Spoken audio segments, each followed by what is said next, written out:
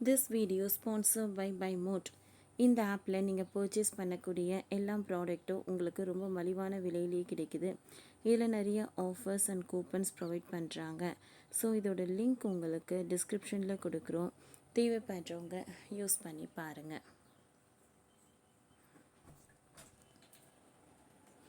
ஊழியர்களை உஷார்.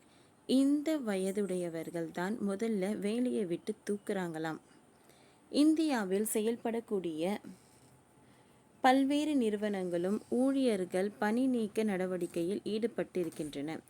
தங்களுடைய 40 வயது இருப்பவர்கள்தான் பெரும்பாலும் பணி நீக்கம் செய்யப்படுகின்றனர் என்ற தகவல் வெளியாகின்றன. இந்த சூழலில் 40களில் இருப்பவர்கள் தங்களுடைய வேலையை தக்க வைத்துக் கொள்வதற்கு என்ன செய்ய வேண்டும்? பணி நீக்க நடவடிக்கைகளில் இருந்து தப்பிக்கவும் வேலையில் அடுத்த கட்டத்திற்கு செல்வதற்கு என்ன செய்ய வேண்டும் என்பது குறித்து பாம்பே ஷேவிங் நிறுவனத்தின் தலைமை செயல் அதிகாரியான சந்தானு தன்னுடைய எக்ஸ் பக்கத்தில் சில ஆலோசனைகளை வழங்கியிருக்கிறார். தங்களுடைய 40களில் இருக்கக்கூடிய தொழில் நிபுணர் பல்வேறு சுமைகளை சுமக்க வேண்டி இருக்கிறது. குழந்தைகளுக்கான நிதி, தங்களை சார்ந்து இருக்கும் பெற்றோர் மற்றும் வீட்டிற்கான இஎம்ஐ உள்ளிட்ட பல்வேறு சுமைகளை சுமந்து இருக்கின்றன.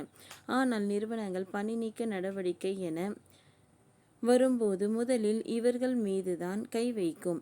எனவே தங்களுடைய 40களில் இருக்கக்கூடிய நபர்கள் பணி நீக்க நடவடிக்கைகளில் இருந்து தற்போது குறிப்பிட்ட சிலவற்றை மேற்கொள்ள வேண்டும் என கூறுகிறார்கள். 40களில் இருப்பவர்கள் திடீரென வேலை இழப்பது என்பது நிதி ரீதியாகவும் உளவியல் ரீதியாகவும் பல்வேறு சிக்கலை ஏற்படுத்தும் என குறிப்பிடுகின்றனர். இதிலிருந்து தப்பிக்க வேண்டும் என்றால் செயற்கை நுண்ணறிவு போன்ற நவீன தொழில்நுட்பங்கள் குறித்து உங்களின் திறன்களை நீங்கள் வளர்த்து கொள்ளலாம்.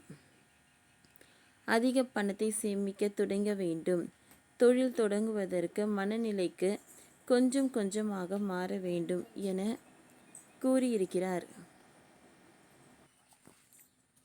அவருடைய இந்த பதிவு பலரது கவனத்தையும் பெற்றுள்ளது.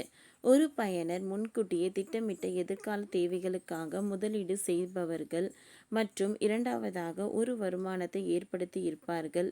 திடீரென பணி நீக்கம் செய்யப்பட்டாலும் அதிலிருந்து சில காலம் நிதி ரீதியான சிக்கல்கள் இல்லாமல் தப்பிக்க முடியும் என அறிவுரை வழங்கியிருக்கிறார்.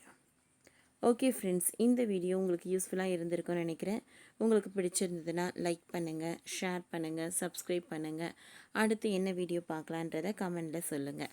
தேங்க்யூ.